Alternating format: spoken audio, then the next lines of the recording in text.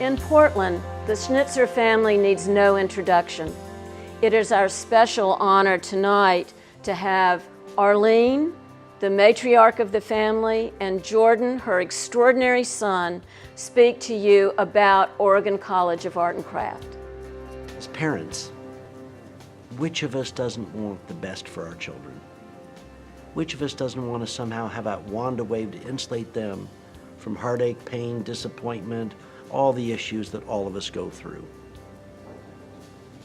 So the reality is, as much as we wish we had that wand, we realize that if you can help your children have a passion for the arts, we love all the art forms, especially the visual arts, but whether it's dance, theater, music, if they are encouraged and learn to let the art speak to them and work to them, that it brings a sense of refuge, a sense of contentment.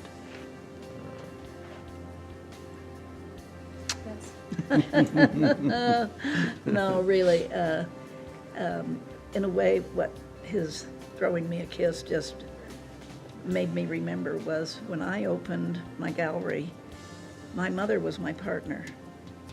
And how many times I've thought of what a wonderful experience that I had in being able, I always looked at it as, in a way, a little bit of my ability to give back. Janet Webster will now speak to you about her extraordinary parents, John and Betty Gray, and their history with Oregon College of Art and Craft and the larger Portland community. My parents were born in the state, so they were both quite tied to the landscape, the place, the community. When I think back on the contribution that my parents made to Portland and to Oregon, much of it is that they recognize the creativity of the local artists and craftsmen. I think my mother educated my father about the importance of art and craft in one's life. My father had been a farm boy, but he was open to learning, and he was actually fascinated by people who make things. People want to come together, and I think they want to build community together. That's why someplace like, I always call it OCAC, but the college is important because that brings people together in a way that then they can maybe build lifelong networks, but also feed back to a community and build community. You don't always have those opportunities, and so when you can create them like you can in a college setting or in a classroom, whether it's a community classroom, a field trip. We have a lot of opportunities in Oregon to bring people together in very creative spaces, and the college is one of those.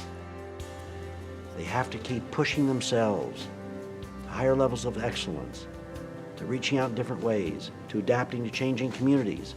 And what's so exciting now and so critical about Oregon College of Arts and Crafts, today, if you look at who's hiring people, where the growth isn't coming from the traditional industries. The growth is coming from software and creative industries. The reason why Oregon College of Arts and Crafts is not just a nice to have in the community, it's a critical to have. It's a solid building block towards this community's future.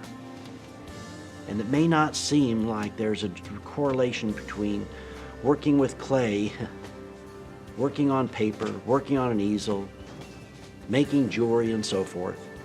But I think what we're beginning to see as to how how do you become creative in your thinking? How do you unlock those parts of your mind? You unlock it by giving yourself the freedom, by training your mind to be open, to listening to yourself and your innermost thoughts, to harnessing all the power and skill of these wonderful creatures that we are.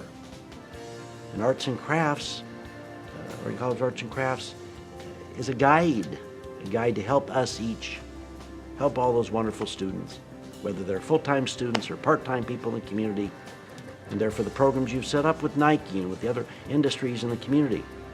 It's on the leading edge. I think education will be totally different the next 10, 20, and 30 years. And there's going to be a blurring and blending as there should be. So I guess we've been proud to support this because it's been the right thing for the community. Congratulations on the 20th anniversary of the gala auction, and we expect to be at many, many more, and wish the college much success in the future. So why don't we end with a hip hip hooray, Hip, hip hip, hip hooray, hooray. hip hip hooray, Roaring College of Art and Craft.